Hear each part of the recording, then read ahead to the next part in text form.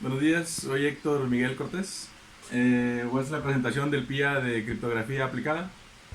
Es sobre un chat que usa la encriptación de RSA. Eh, Primero voy a hacer la demostración. Aquí corrimos lo que es el servidor y nos marca que ya está listo para poder recibir las peticiones. Tenemos dos clientes abiertos, los que fungirán como las personas para poder comunicarse. Y este chat nos pide que ingresemos primero nuestro username y dos números primos mayores a 10 que sean diferentes. Todo esto separado por espacios para poder generar las llaves públicas y las llaves privadas. Entonces, para comenzar, voy a escribir mi nombre, Miguel. Si quieres voltear esta pantalla de acá. Tengo acá una lista de los números primos. Entonces voy a agarrar dos pares de números primos que sean de tamaño de 4 dígitos. Por ejemplo, voy a agarrar el 6053. 6053, espacio, y el 6719. Esto tienen que ser números primos por el hecho de que cuando hace la búsqueda del feed Euler y saca los coprimos, en veces si pones un número normalito, pues marca error o no hace bien la conversión cuando saca el módulo. Cuando yo le doy enter, me va a hacer el cálculo de n, que va a ser p por q, me dice cuánto valió, cuánto salió el valor. El valor de phi de n lo calcula con una fórmula para poder sacarlo, que viene siendo el valor p que metimos menos 1 por el q menos 1 y nos da el valor de phi. Para poder sacar la clave privada, viene siendo un número que sea congruente con el valor e que salió y con el número phi, que viene siendo 1 entre módulo el valor de phi, y nos va a dar este valor. Esa clave privada es propia del cliente, de lo que viene siendo esta parte del usuario Miguel. Ese no se va a compartir, únicamente compartimos con el otro usuario la clave pública que se generó. En este caso, si nos vamos al cliente 2, le va a marcar que yo ya generé una clave pública. Le dice Miguel public key, que viene siendo la n, e, y nos da los valores o el valor de la clave pública. Y está esperando que el cliente 2 comparta sus credenciales. Entonces, por decir, aquí vamos a poner el usuario Héctor. Voy a agarrar otros números primos: 58, 51 y el 5651. Si yo le doy enter, va a ser el mismo cálculo que realizó con el usuario Miguel y nos va a marcar aquí n es igual a p por q, nos da el valor de n, el valor de phi, y al final calculamos lo que es la llave privada, y la llave pública se la compartimos al otro usuario. Aquí nos va a marcar, y nos va a marcar que ya están listos para poder enviar y recibir mensajes. Ya se hicieron ya compartieron las llaves entre los dos clientes, entonces ambos ya están listos para poder enviar y recibir mensajes. Si nos vamos a la parte del servidor, el servidor nos va a marcar toda la interacción que realizamos, la información que se mandó. Miguel mandó su valor n y su valor e, que esto forma la llave pública, tal. Nos marca la llave pública con los dos números generados. El usuario Héctor mandó sus dos valores y le genera la llave pública de Héctor. Entonces ya con eso estamos listos para poder cifrar y descifrar mensajes. Si Miguel le manda un hola, ¿cómo estás? A Héctor,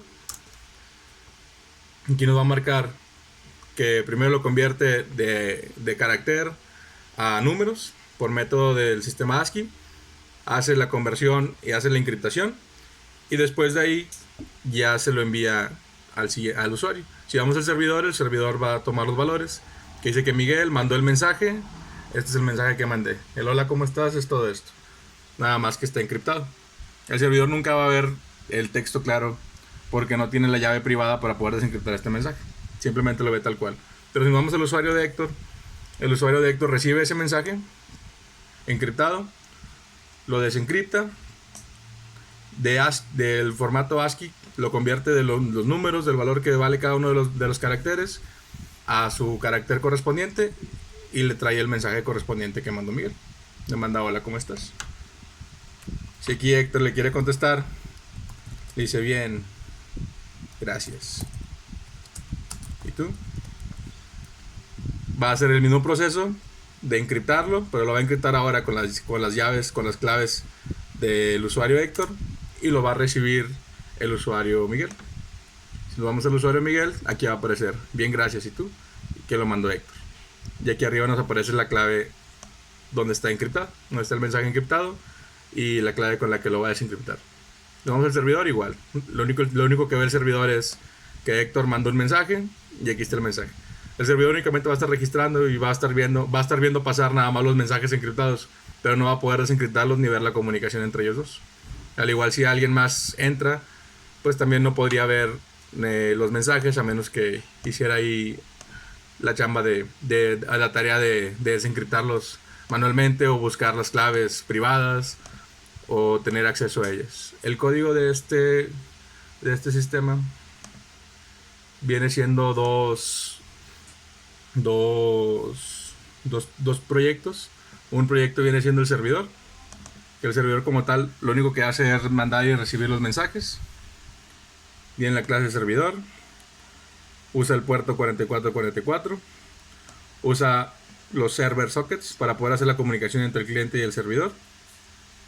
El método main lo único que hace es instanciar la clase servidor, un objeto de la clase servidor, para crear un nuevo socket en el puerto 4444.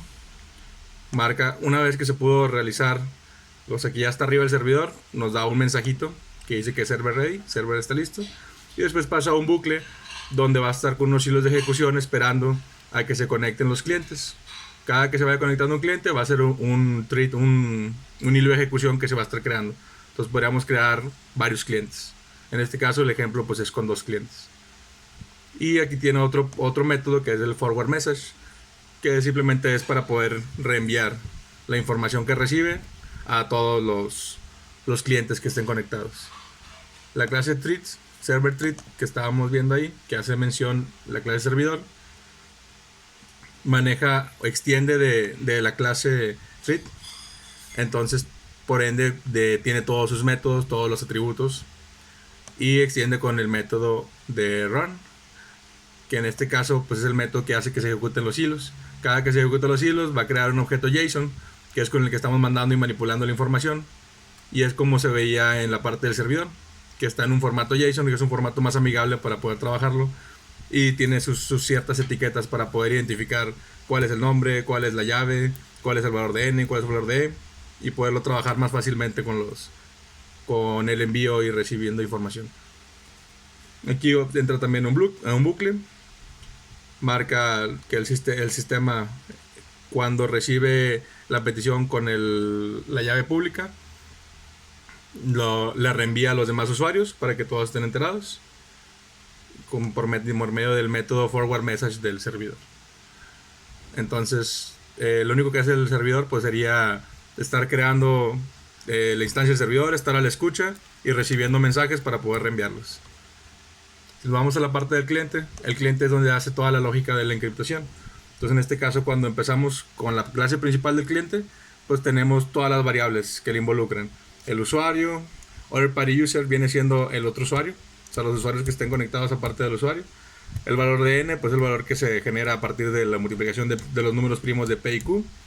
La encriptación de n, el valor de phi, el valor de e, la encriptación del mensaje. Estos dos mensajes vienen siendo cuando lo recibes y otros cuando lo mandas. El valor de d viene siendo la clave privada que tenemos, y el print wire es para poder recibir la información. Aquí creamos una instancia de un tipo cliente para poder instanciar un nuevo socket, y tenemos que viene siendo en la localhost, la IP de nuestra máquina, y el puerto 4444 para que tenga conexión con el servidor. Una vez que se genera o se inicia este proceso, mantiene la conexión con el servidor, y pues ya podemos estar listos para empezar a mandar información.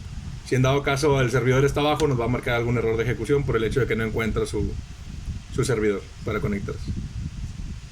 Después iniciamos un treat, también un hilo de ejecución, pero en este caso de los clientes, para poder tener varios clientes simultáneos conectados y poder manejar las llamadas, peticiones y mandar información con el servidor.